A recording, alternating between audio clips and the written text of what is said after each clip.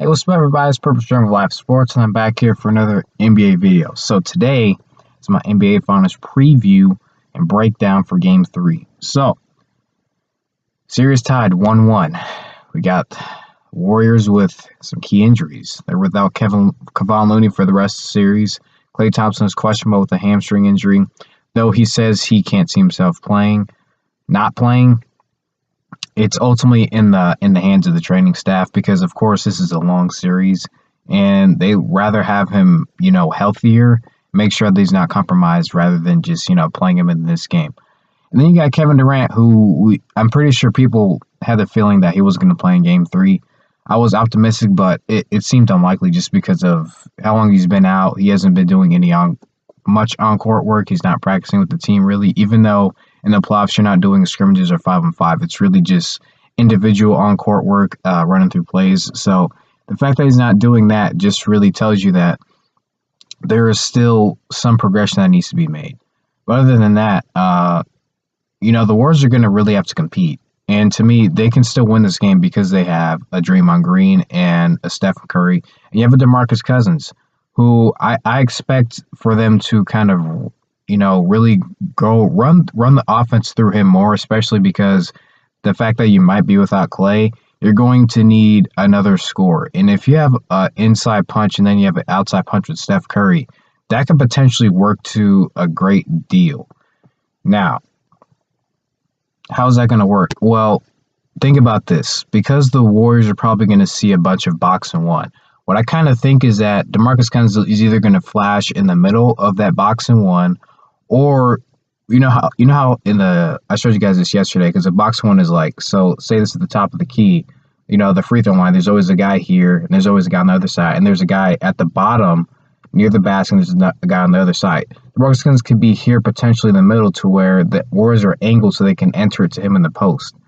The reason why that's kind of dangerous, though, is because anytime one of those two guys can either come down and deny that, but then again, if that happens, then Steph Curry can, kind of cut off of that action. There's so many ways that a box and one does work, which is it kind of limits what a top offensive player like Steph Curry can do, but there's so many ways that you can kind of get around that. And like I said, if you kind of want to enter it into the post and you have a guy who has to come down, Steph Curry can work off of that. And then if a guy wants to follow with Steph Curry, and then, well, here's why that might not work as well, though, because Steph Curry is being followed by one guy. So I understand that part, but still, Steph Curry attracts so much attention that he could invite two guys to go with him. You can double down into Demarcus Cousins, and he could get easy baskets. Or you could have Steph Curry in that same middle spot, and then you could screen, if he wants to come down off of that like this, off of a curl into a three-point shot. There's so many ways to me that if I was coaching against it, that I could find ways to work this, because a box one, while it does work, like any zone, it's basically a zone defense. Any zone can be schemed against and broken, because a zone is where people are playing certain spots. So everybody's designated to the certain zone. There's guys always following.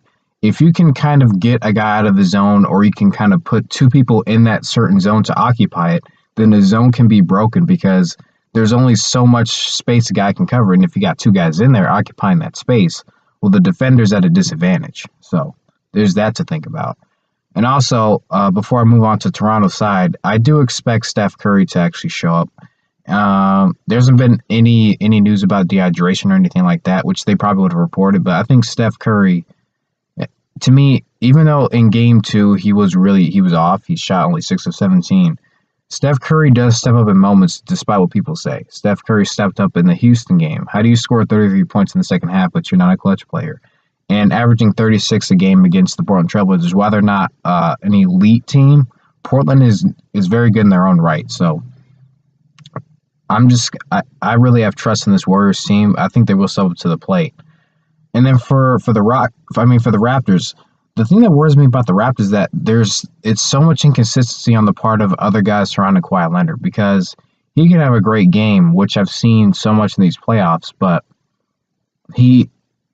so many times a guy will step up in one game, and then the next game, nobody is there to really help him. You saw how Marc Gasol was so good in Game 1, so was Pascal Siakam. And then you insert Demarcus Cousins, and then he renders not only Marcus Gasol just he wasn't scoreless, but he had a hard time scoring. And then you got Draymond Green, who's when he said that he was going to make sure that he made it tough on Pascal Siakam, he was not kidding. He shot 5 of 18. So this Warriors team not only ramped it up defensively in transition, but they ramped it up in individual matchups and rotations, making sure that they got there. And then you have Demarcus Cousins, who just really took over that game, just locking down the paint along with Draymond Green. Those two, to me, are going to be the key tonight for the Warriors, just locking up the paint, making sure that they're aggressive on the offensive end, making sure that they take a load off of Steph Curry. And then there's another thing. The Warriors are at home. And even though the Raptors did beat the Warriors 113-93 in December, that was a regular season game. And I don't tend to count towards much the regular season because in the regular season you're not doing too much video film, and it's a lot of you're not game planning or scheming against a team so much because regular season you're playing different opponents so many times around the year that you just can't really focus on one opponent. Now back to the Raptors and the inconsistency of guys stepping up is that Kyle Lowry really hasn't been big in this series. And even though it's been 2 games, he hasn't had a great impact, and he's already fouled out in 1 game. And the Warriors are really, what I like about what the Warriors are doing is they're using Kyle Lowry's aggression towards him, even though he's drawing charges. When he's going for steals, trying to go for rebounds or anything like that, they're using that aggression against him. They're drawing a lot of fouls on Kyle Lowry, which means he's not playing big minutes, which is really hurting the Raptors' rotation.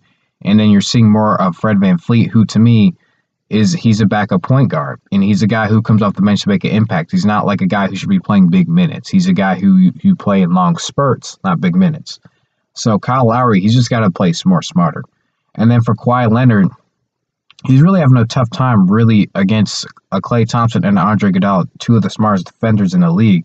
But what they're doing is, like I said yesterday, they're making sure when he gets to his spots, they're making it tougher for him to really get into a move or for him to execute what he wants to do. And he is shooting a lot of free throws to get to the free throw line, which he's doing an excellent job of. But that's not off of Andre Iguodala or Klay Thompson. That's off of secondary defenders. When Andre Iguodala or Klay Thompson are defending him, which is why it does have importance to why Klay Thompson plays, even though he's going to be limited to me, is his defense on Kawhi Leonard when Andre Iguodala is not guarding him is as excellent, if not better, if Andre Iguodala is guarding him as well. Because they're 2 guys who don't reach, they don't foul, and they stick in front of guys. That's why they're excellent defenders. So Marcus Gasol has got to be able to have an impact in this series. It's vitally important. Serge Ibaka has got to get back to me, he's been really limited because over the past few years, he doesn't block as many shots. And even though he's pretty good on the glass, he's an okay offensive player in my opinion. It's just he has to be more impactful in the game.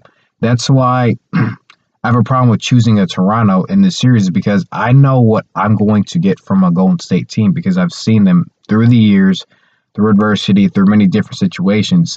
They found ways and guys on that bench, even though the bench has not been as great as in the past few years, guys on this bench have stepped up. For Toronto, as they have done this in the postseason where in many moments they have stepped up. But it's been because Kawhi Leonard has really taken over games single-handedly. Let's not forget, Kawhi Leonard is hobbled. He's basically playing on 1 healthy leg. And he did score 34, but he shot 8 of 20 from the field. He's shooting a lot of shots, but he's not making a majority of them. As in, to me, he's got to make, if he's making at least 50%, then he's impacting the game, but he's having to put up 20 shots just to get to where he needs to be. So Warriors defense on him has been excellent, and I see that continuing because Steve Kerr knows what's at stake if he gets going, because then that allows other guys to go off.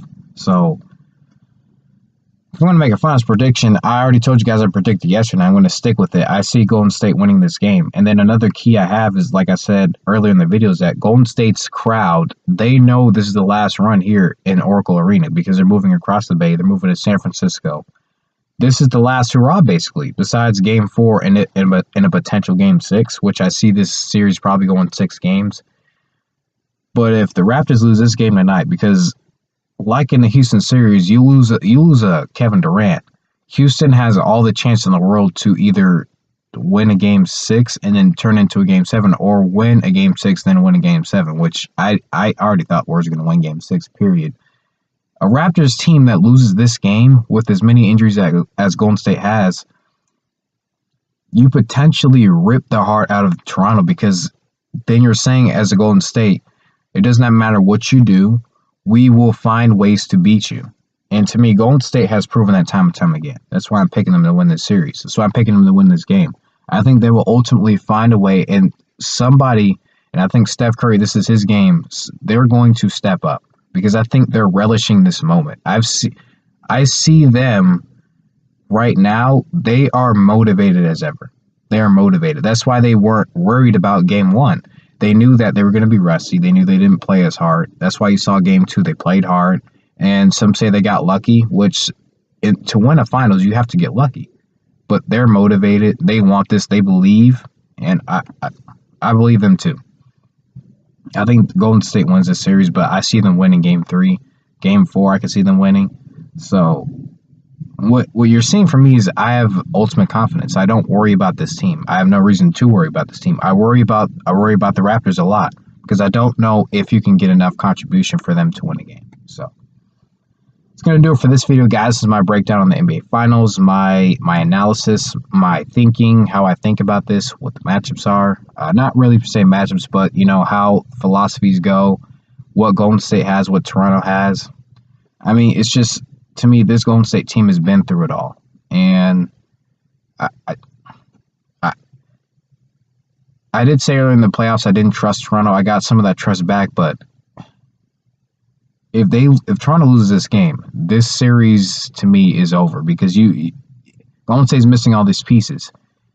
If you're Toronto, you can't lose this game and then be okay with it after. You can't lose this game. And to me, Golden State is not going to lose this game. So once again, thank you guys for listening. I picked Golden State to win game 3 of the NBA Finals. That's going to do it for this video. This is Purple Trim Live Sports. And I'll talk to you guys again soon.